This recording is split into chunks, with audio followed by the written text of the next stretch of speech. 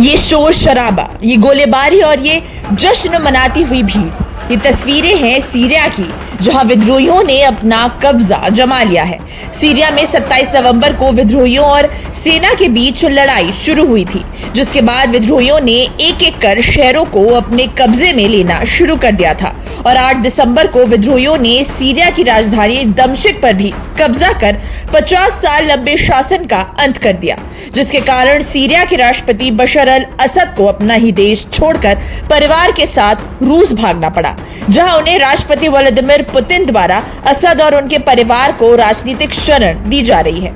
किस तरह विद्रोहियों ने एक एक कर सीरिया को लिया अपने कब्जे में, उन्हें भी जान लेते हैं। 27 नवंबर सेना और विद्रोहियों के बीच संघर्ष की शुरुआत। 1 दिसंबर सीरिया के दूसरे सबसे बड़े शहर अलेप्पो पर विद्रोही गुट एचटीएस का कब्जा।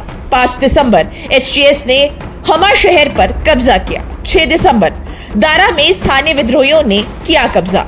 7 दिसंबर होम्स पर एचटीएस के लड़ाकों का कब्जा। 8 दिसंबर दमिश्क में विद्रोही लड़ाके घुसे और राष्ट्रपति को देश छोड़कर रूस भागना पड़ा। जिस विद्रोही गुट ने सीरिया में अपनी धाक जमाई और जिस विद्रोही गुट के कारण 24 साल से सीरिया की सत्ता में रहे राष्ट्रपति बशर अल असद को देश छोड़कर रूस भागना पड़ा, उसका नाम हयात तहरीर आल शाम है, जिसके प्रमुख अबू मोहम्मद अल जुलानी है। कौन है अबू मोहम्मद अल जुलानी, जिसने बशर अल असद की तख्ता ही पलट कर रख दी, उसे भी जान लेते हैं। मोहम्मद अल जुलानी हयात तहरीर अम शाम का प्रमुख है और एक इस्लामिक नेता भी। अल जुलानी का जन्म 1982 में हुआ और उसकी परवरिश सीरिया की राजधानी दमिश्क में हुई। अल जुलानी के परिवार का ताल्लुक गोलान हाइट्स इलाके से है। जुलानी ने जब एचटीएस को अल कायदा से अलग किया था, तब से वो सीरिया की सत्ता से बशर अल असद सरकार को हटाना चाहता था। 24 साल से सत्ता में रहने वाली बशर अल असद सरकार का पूरी तरह से खात्मा करने के बाद सीरिया सत्ता अपने हाथों में कब हयात तहरीर अल शाम का गठन किया, उसे भी जान लेते हैं।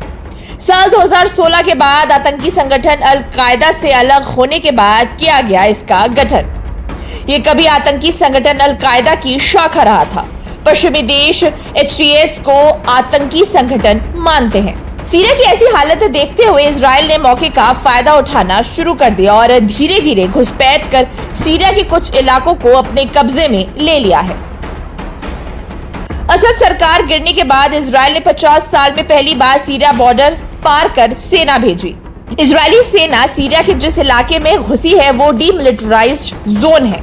डीमिलिटराइज्ड जोन से सीरियाई सेना भाग चुकी है। इजरायली सेना ने सीरिया की तरफ वाले माउंट हेरमोन इलाके समेत कई जगहों पर कब्जा किया है।